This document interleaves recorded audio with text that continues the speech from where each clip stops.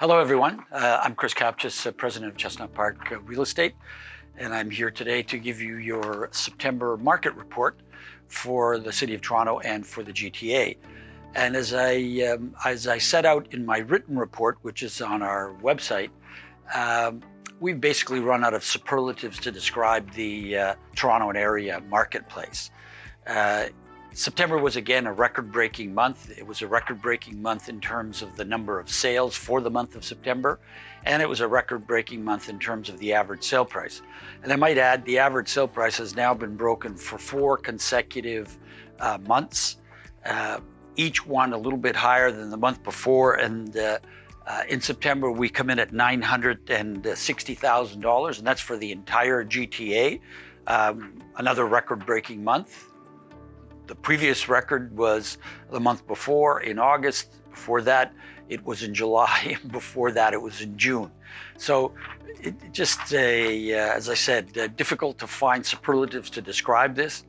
In terms of the number of sales, we did almost 11,000 plus sales in the month of September, more than we've seen in any September in the history of record keeping.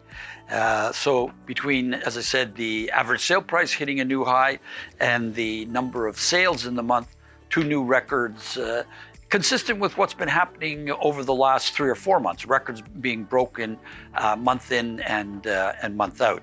I should also point out that in the City of Toronto, the average sale price was about $1,022,000. So even higher prices in the City of Toronto than outside of the City of Toronto.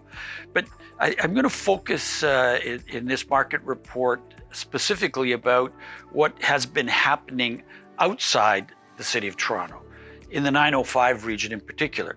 What we saw in September is some empirical evidence that, in fact, this pandemic-driven kind of movement to get out of the core of the city is actually taking form.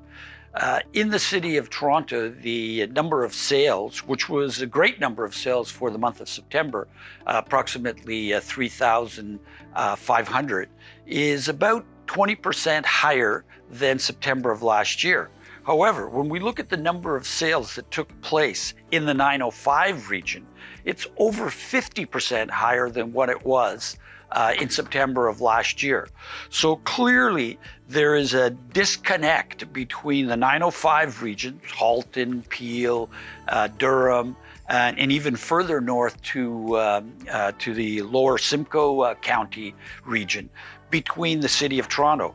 So I think there is some veracity to the position that, in fact, people are looking for more space, they're looking for sanctuary, and they're looking for ground level properties. That doesn't mean they're not buying and selling in the City of Toronto, but they're buying and selling more so outside of the City of Toronto. And it's not surprising, because you do get more ground level properties, you do get more space, and then ultimately you do get more sanctuary. Those prices, though, in the 905 are also starting to increase, and it won't be long before the disparity between what you're paying in the City of Toronto and paying the 905 will be effectively eliminated. So very interesting dynamics. But overall, market is moving literally at a lightning pace.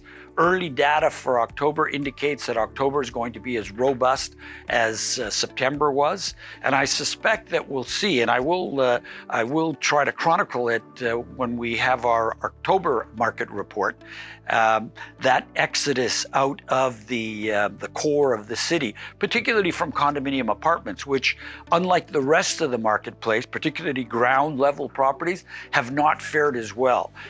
In the City of Toronto, detached properties up by almost 30%, semi-detached properties close to 50%, and yet condominium apartments were only up by 7% in terms of sales.